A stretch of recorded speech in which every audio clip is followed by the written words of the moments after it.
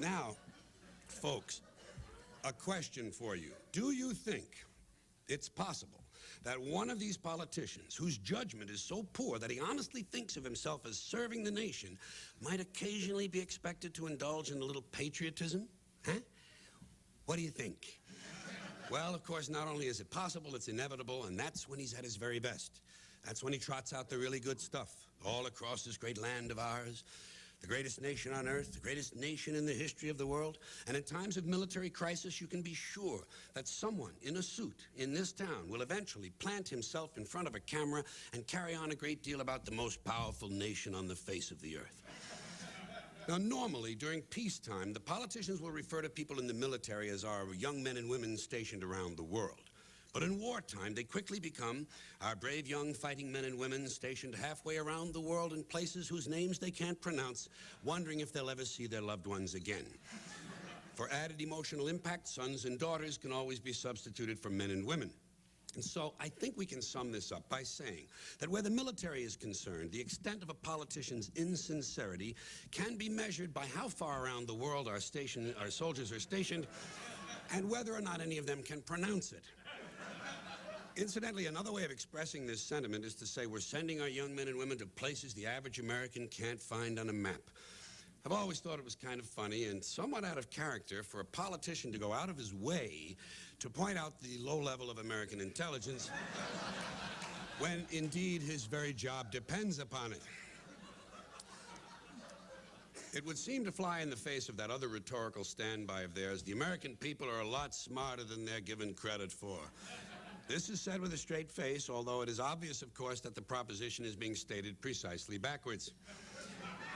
But the politicians, God bless them, or something like that, they're at their most entertaining when they're in trouble. When they're in trouble, their explanations usually begin simply with words like miscommunication. What did you do wrong, Senator? Well, it was a miscommunication. Or I was quoted out of context. Better yet, and more ironic, they twisted my words. Such a nice touch. A person who routinely spends his days torturing the language complains, they twisted my words. Then, as the controversy continues to heat up, he moves to his next level of complaint. The whole thing has been blown out of proportion. It's always the whole thing. Apparently, no one has ever claimed that only a small portion of something was blown out of proportion. Has to be the whole thing. That's because now he's feeling the heat. And so, as time passes and more evidence comes in, he suddenly changes directions and tells us, we're trying to get to the bottom of this. Now he's on the side of law and order. It's jiu-jitsu, really. We're trying to get to the bottom of this so we can get the facts out to the American people. That's always a nice touch, American people. In fact, at this point, he might even say, I'm willing to trust in the fairness of the American people. Clearly, he's preparing us for something. And so, when finally all the facts come out and our subject seems quite guilty, he employs that sublime use of the passive voice, mistakes were made. Mistakes were made, don't look at me, probably someone in my office. Things are moving faster now. Mistakes were made is rapidly overtaken by there is no evidence. No one has proven anything. Eventually, I will be exonerated. I have faith in the American judicial system and that certain sign that things are closing in. Whatever happened to innocent until proven guilty? Whatever happened? Well, Well, he's about to find out.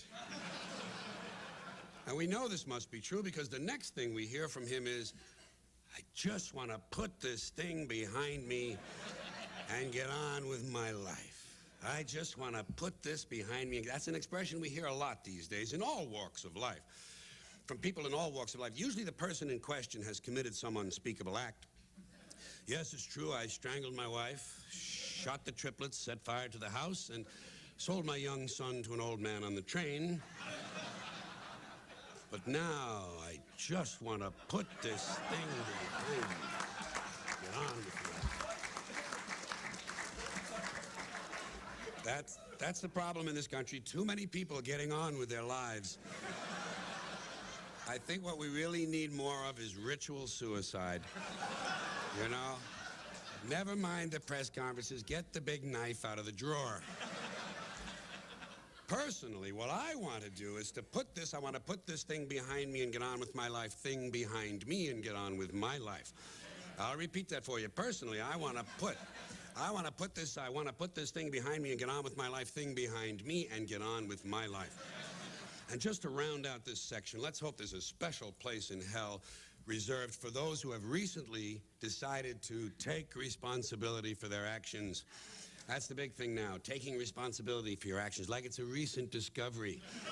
You know, he's taking responsibility for his actions. Well, isn't that wonderful? Ask him if he's willing to take responsibility for my actions, along with my alimony, my car payments, and my gambling debts.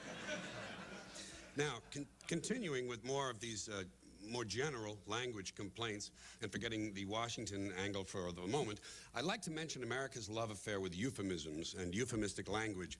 I think Americans have some difficulty dealing with reality and have invented a kind of soft language to protect themselves. And this tendency to euphemize, if that's a verb, increases, it seems, with every generation. Here's an example. There's a well-known condition in combat when a fighting man's nervous system has been stressed to the breaking point and he's either snapped or is ready to snap. In the First World War, that condition was known as shell shock. Simple, honest, direct language, 2 syllables, shell shock. Almost sounds like the guns themselves. That was over 80 years ago. Then an entire generation passed, and in the Second World War, the very same combat condition was called battle fatigue. 4 syllables now, takes a little longer to say, doesn't seem to hurt as much. Fatigue is a nicer word than shock. Shell shock. Battle fatigue. Then we had Korea, 1950. Madison Avenue was riding high, and the very same combat condition was called operational exhaustion. We're up to 8 syllables now, and the humanity has been squeezed completely out of the phrase. It's absolutely sterile. Operational exhaustion. Sounds like something that might happen to your car. Finally, of course, there was Vietnam, and given the lies surrounding that war, I guess it's no surprise that the very same condition was called post-traumatic stress disorder. Still 8 syllables, but we've added a hyphen, and the pain is now completely buried under jargon, post-traumatic stress disorder. I'd be willing to bet that if we'd still been calling it shell shock, some of those Vietnam veterans might have gotten the attention they needed at the time they needed it. But it didn't happen. And one of the reasons, I'm sure, is because of that soft language, the language that takes the life out of life. And it does keep getting worse over time. I'll give you a few more, but less dramatic examples. Sometime during my life, toilet paper became bathroom tissue. I was not consulted on this. It just happened. Sneakers became running shoes, loafers became slip-ons, motels became motor lodges, trailers became mobile homes, truck stops became travel plazas, and used cars became previously owned transportation. Manicurists evolved into nail technicians. At about the same time, store clerks became product specialists and sales associates. Employees became staff, uniforms became career apparel. Maids became room attendants, and room service became guest room dining.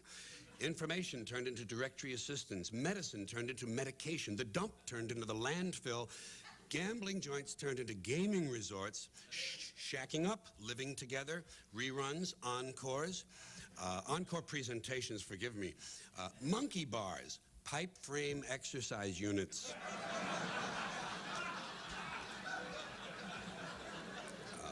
Wife beating became intermittent explosive disorder, and constipation became occasional irregularity.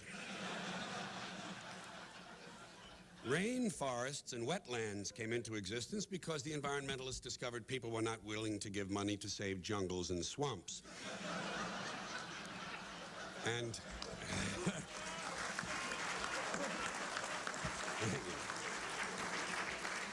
now, all of this happened in the last 30 years. When I was a young man, if someone got sick, they went to the hospital or they went to the doctor. Now, the health maintenance organization sent